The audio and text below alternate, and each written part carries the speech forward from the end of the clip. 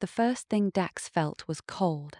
Not the cold of a winter morning or a forgotten hearth.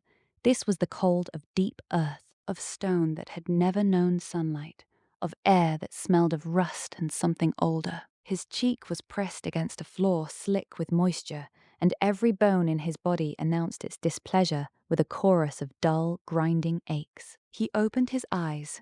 Torchlight, a vaulted ceiling carved from grey granite, its arches adorned with faded murals, elven script and hunting scenes worn nearly smooth by centuries of neglect. Iron rings bolted to the walls, chains, his chains, heavy iron manacles around both wrists, the links running to a ring above his head, forcing him to sit upright against the wall like a broken marionette.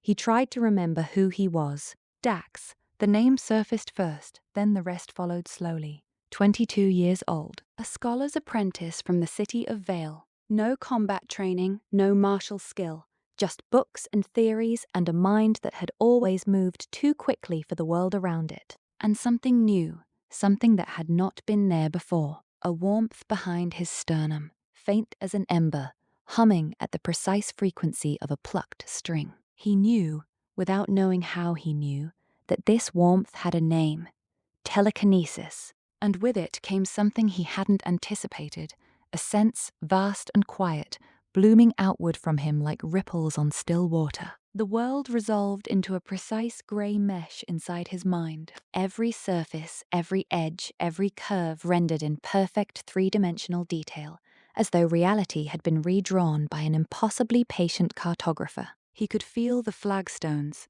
the iron rings, the cracks in the mortar, the torch bracket on the far wall. He could feel the people chained beside him. 12 women sat along the same wall, each in varying states of consciousness. And the mesh did not spare modesty. It mapped everything with the calm, thorough indifference of a surveyor who has no opinion about what he measures. Cloth was irrelevant. Distance meant nothing. The grey light touched everything equally and reported back with immaculate precision. The long curve of a leg, the slope of a shoulder, the elegant taper of a waist, the way one of them had her head, tilted back against the stone in exhausted sleep, throat exposed, hair fanned across the wall behind her like something out of a painting Dax would have spent an embarrassing amount of time studying in a museum. 12 of them, all elven, all, by any measure Dax had ever encountered or imagined, extraordinary. He became aware that his mouth was slightly open. He closed it. Focus, he told himself, with some severity. You are chained to a wall in an orc dungeon. This is not the time. His scholarly discipline agreed. The rest of him lodged a formal objection and was overruled.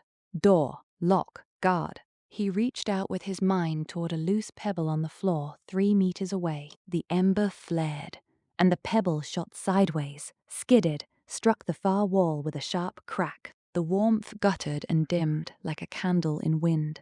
The effort cost him more than he expected. His mana was a shallow pool, and it recovered with agonizing slowness. But something had shifted. The act of using it, actually using it, intentionally, had clarified something. The warmth felt slightly more familiar now, like a word he'd said aloud for the first time after reading it on a page for years. The pool was still shallow, but the edges of it felt a little better defined. The nearest elf was watching him with large violet eyes, measuring him the way a scholar measures an unusual specimen. You moved that stone, she said. Her voice was low and precise. Without touching it. I did, Dax said. I'm still not entirely sure how. He exhaled. Something light, not too far. And then I need time before I can do it again. I don't know how much time. He paused. I'm Dax. Erin, she nodded toward the others. We were, the wardens of this fortress, the Green Hollow Citadel. The orc army took it 3 weeks ago. Her jaw tightened. They took us 2 days after that. Dax looked around the dungeon with fresh eyes. A heavy oak door bound with iron bands. One guard outside. He could hear the slow, rhythmic scrape of boots on stone. He extended his mesh sense through the gap beneath the door and found the lock mechanism in perfect grey detail. Levers, bolt, keyway. Perhaps 2 grams of moving parts in total. He looked at his manacles. then at the keyhole, then at the small pebble he had already moved. His mind, which had always moved too quickly for the world, began to run. Dax spent several minutes in silence, mapping the dungeon through his grey mesh sense and trying very hard to think about the lock. This was more difficult than it had any right to be. The mesh remained comprehensively unhelpful on the subject of professional focus. It informed him, without being asked, that the elf called Erin had a posture shaped by years of formal combat training, her weight balanced in a way that spoke of a body that knew exactly what it was capable of, and the mesh offered its own thorough opinion on the subject, in a purely anatomical sense that Dax had not requested and could not unreceive. The silver-haired elder had the hands of a healer, yes, long-fingered and careful, and also everything else the mesh cared to report about her, which was frankly excessive. And the red-haired one at the far end, Mira, he would learn, was watching him with frank curiosity, head tilted slightly, utterly comfortable in a way that the grey light rendered in entirely gratuitous detail. Dax realized his jaw had gone slightly slack. He corrected this. The lock, he told himself, with the firmness of a man talking himself back from a ledge. You are thinking about the lock. The lock is a lever mechanism. The lock has a bolt. You find this fascinating. The lock was, at least, genuinely interesting. A standard lever mechanism, 3-stack, the bolt spring-loaded. He could feel each component with the same clarity he could feel his own fingertips. He could almost certainly manipulate it. The problem was cost. Precise work drained mana faster than blunt force. He would be dry before the bolt fully retracted and still chained to the wall. He was calculating alternatives when Erin spoke. "Your magic," she said quietly, so the guard outside wouldn't hear. "It isn't only movement, is it? You've been very still, but something about you has been reaching." Dax hesitated. "I can sense my surroundings, like a map, everything within range." A pause. The violet eyes were thoughtful. "Everything?"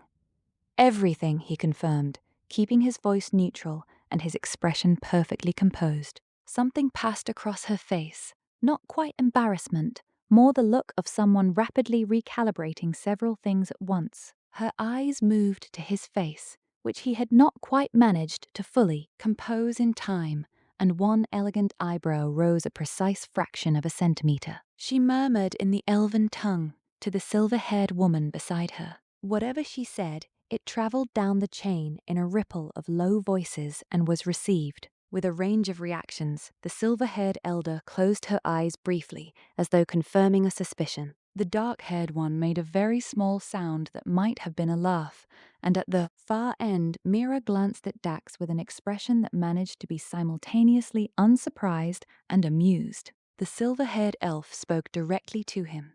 "I am Lyria, battle-mender, formerly of the 3rd Ward." She carried the calm authority of someone accustomed to being obeyed.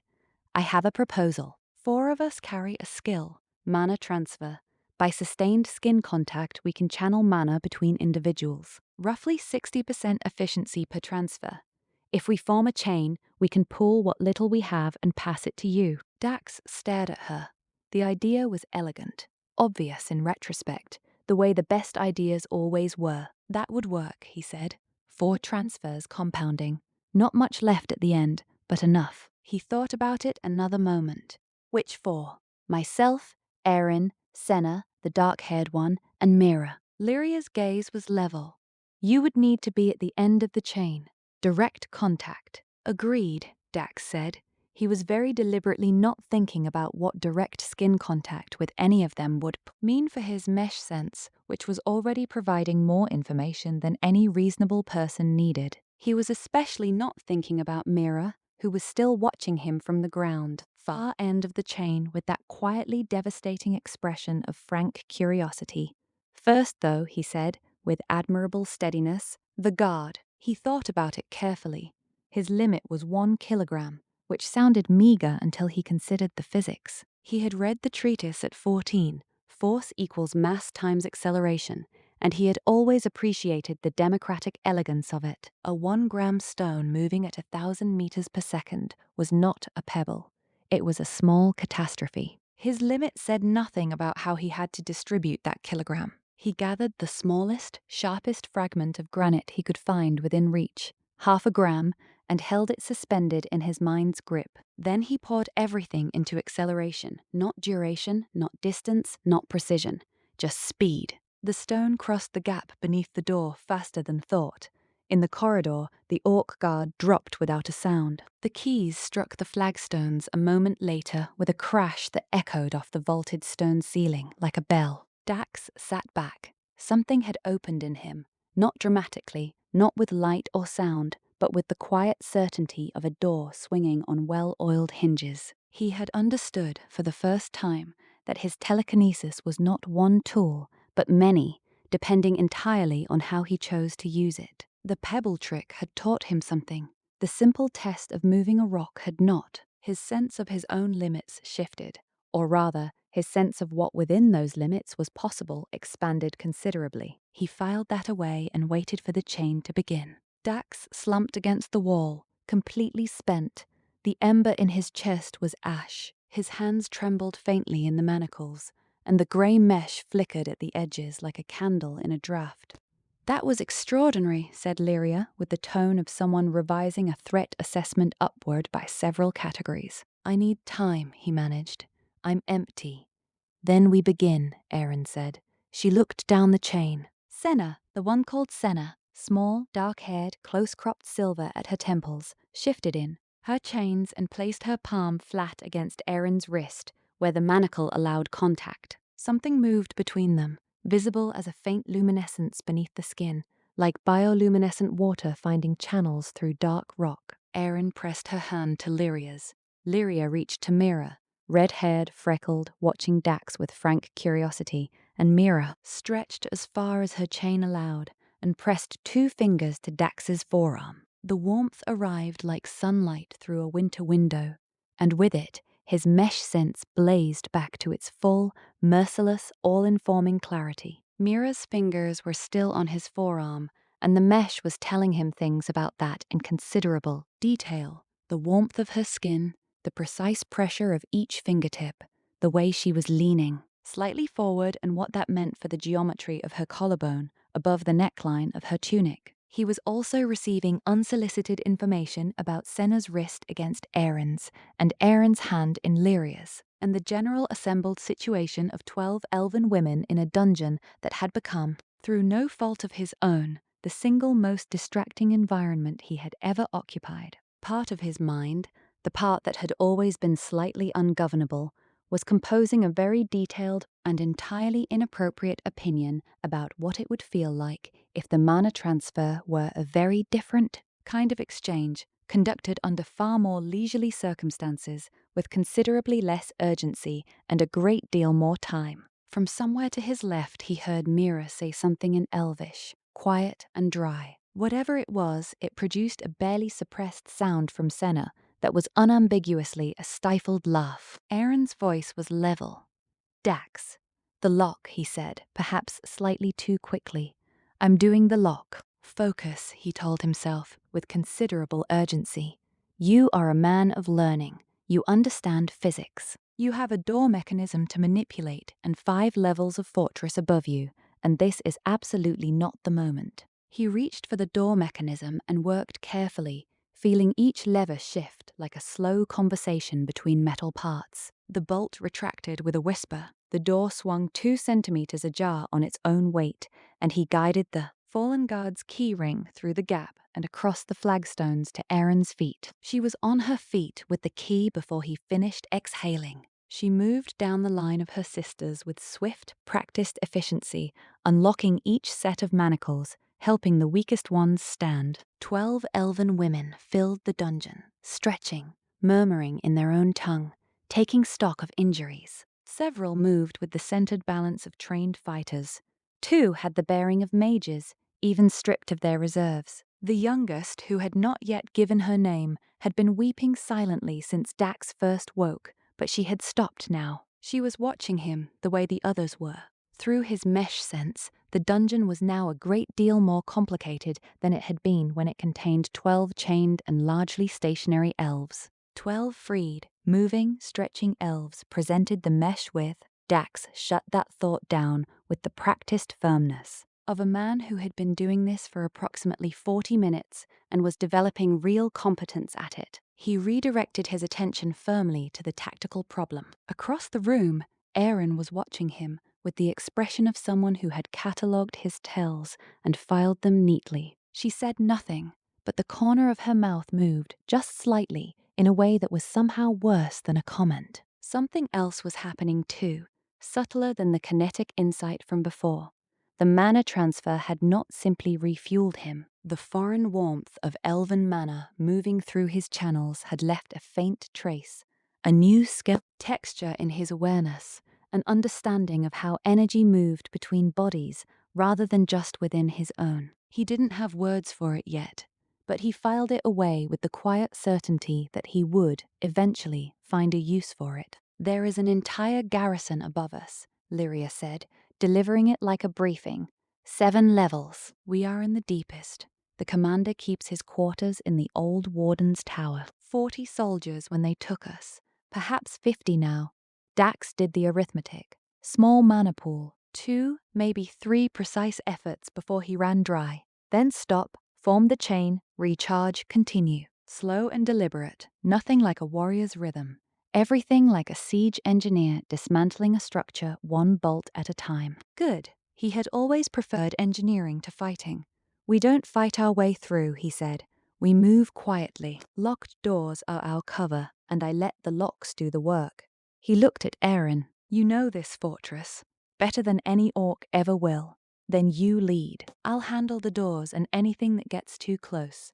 He glanced at the 4 who had formed the chain. "And whenever I run dry, we stop and you refill me." Erin looked at him for a long moment. Then she allowed herself a small, precise smile, the kind that acknowledged competence without making promises about the future. "Agreed," she said. "Welcome to Green Hollow Citadel, sorcerer." She picked up the fallen guard's short sword, checked its edge, and moved to the door. The ascent began.